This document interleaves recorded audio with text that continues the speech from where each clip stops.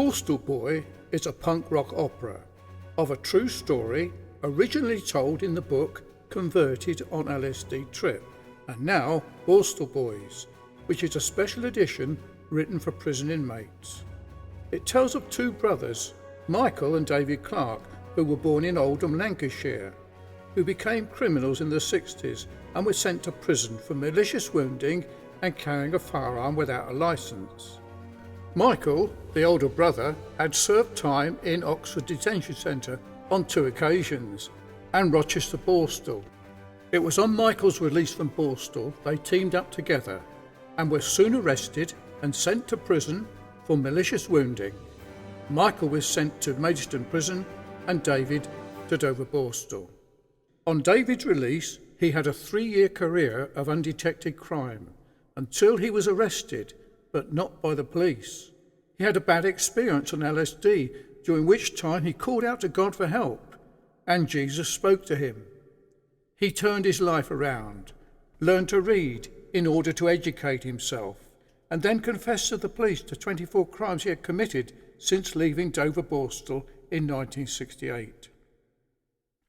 With the help and aid of Christian friends, he went on to higher education, became a Baptist minister, lectured in electronics for over 20 years in colleges of further and higher education.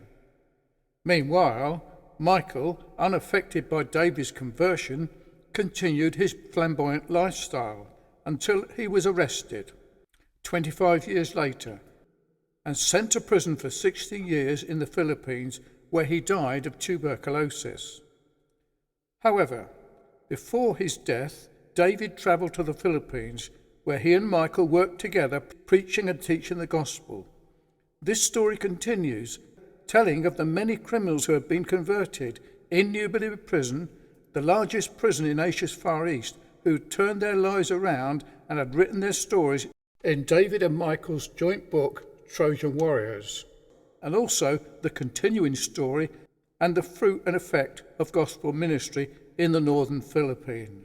In particular, Pastor William Ola Pollock, founder of Baguio Christ-Centered Church, our first Trojan warrior, having served 14 years for homicide, who too had become a Christian and turned his back on his criminal past. Not only so, after 20 years is now a bishop of several Christ-centered churches throughout the Philippines.